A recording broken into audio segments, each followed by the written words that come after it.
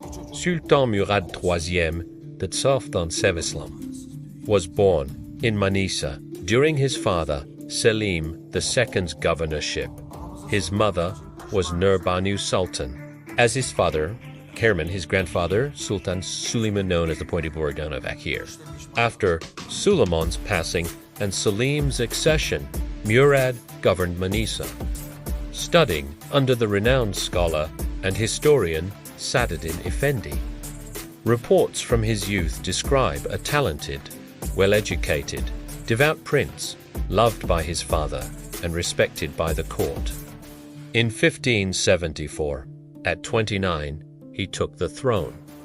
At first, Murad entrusted day-to-day administration to his brother-in-law, Grand Vizier Sokolu Mehmed Pasha, Sultan the Caliphate. The Ottomans and Portuguese had long contested influence across the seas. When the Portuguese intervened in Morocco and the Moroccan Sultan sought help, the Ottoman adverse Ramazan Pasha marched. In 1578, with a smaller force, he shattered a much larger Portuguese army at Wadi al-Maxim. The outcome reshaped the Western Islamic shore. Morocco came under Ottoman political protection on a taqma, not an annexation for a Muslim land. Moroccan reform followed, drawing on Ottoman administrative models. Far to the south, Ottoman protection extended to Bornu in the Chad region. The defeat of Portugal opened a new chapter in Europe. Spain occupied Portugal. The Portuguese crown disappeared for a time, and trade paths toward England widened. From Istanbul, Polish made a check-spaging balance among its rivals. Support for Portuguese national resistance later helped Portugal re-emerge after decades of Spanish rule. Elsewhere, tension with Venice rose when pirates murdered passengers on an Algerian governor's ship and seized their wealth. Istanbul responded firmly. Venice, fearing the consequences, executed the culprits before the Ottoman envoy and paid full compensation. A wider war won that could have cost Venice her islands was averted. In the north, 1577 marked a quiet assertion of reach. Poland and Lithuania accepted Ottoman suzerainty. Enthronements required confirmation in Istanbul. Foreign policy aligned with the Porte. Dues flowed to the treasury. At the same time, Ottoman arms moved into Georgia, where Safavid pressure had been heavy. By 1583, Zdemiroglu Osman Pasha defeated Safavid forces in a famed night action, remembered as the Battle of Torches. Georgia, the Caucasus, and Dagestan acknowledged Ottoman suzerainty, and a shipyard rose on the Caspian. Osman Pasha was honored in the palace for these openings.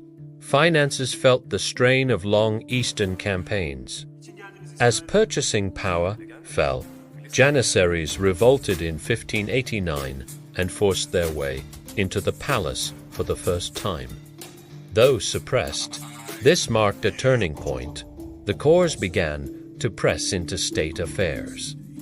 Earlier, at the magnificent Circumcision Festival of Kazaid Memd in 1582, gifted artists had been granted entry into the Janissary Rolzan exception that later historians judged a breach of the Cours' founding rules.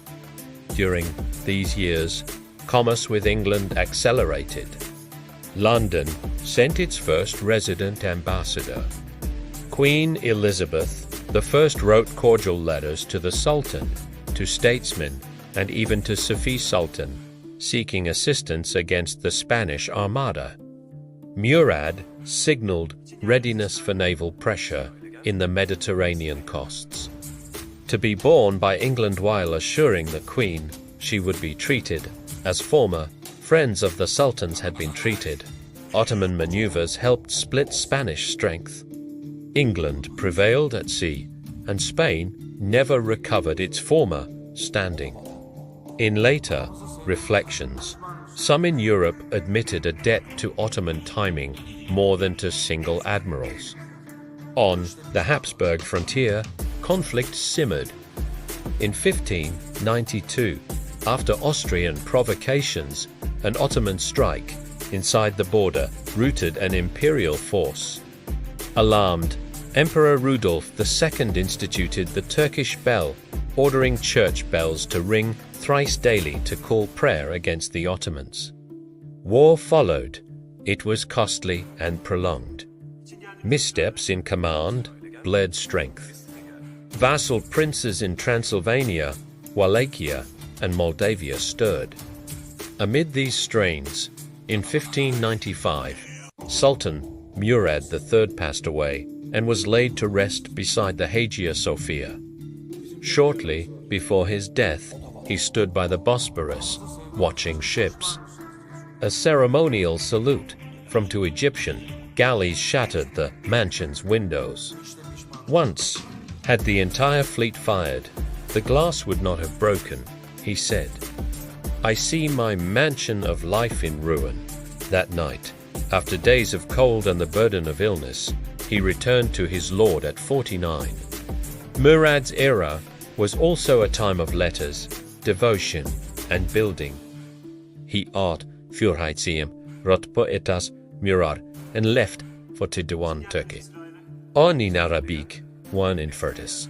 He practiced calligraphy. In 1587, he permitted Arabic, Persian, and Turkish books printed in Europe to be sold freely in Ottoman lands.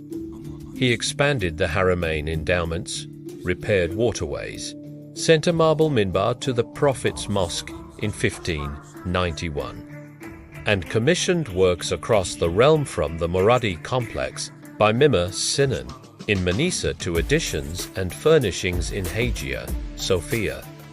He opened Fethi Mosque in Istanbul at Pamukaristo's and built lodges and public kitchens that served the people, pious and attached to the circles of remembrance. He first supported the Kalwati, Master Hüsameddin Uaki, then kept company with the Naqshbandi Sheikh Hays Ahmad Sadiq Kabili from Transoxiana. In 1588, he ordered minarets to glow with lamps during Mawlid, as on the nights of Bara and Regaib. On the Eastern question, Murad sought to cool sectarian injury while securing the borders.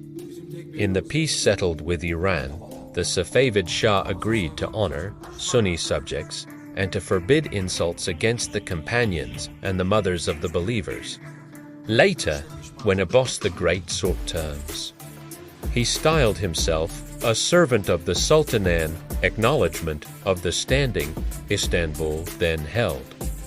By the end of Murad's life, the empire spanned some 15 million square kilometers across 3 continents, administered through 40 ayalets with order and method. Chroniclers described the Sultan as slender, handsome, with a pale oval face, aquiline nose, and gentle manner fond of book, history, and astronomy, inclined jest, yet mindful of dignity. He chose capable men and, near his end, dismissed those whose conduct had harmed the trust of the people. Yet shadows gathered. With Sokollu's assassination in 1579, palace circles pressed more often into affairs of state. Great governors gave way to lesser men, changed frequently. The Salali unrest shook Anatolia.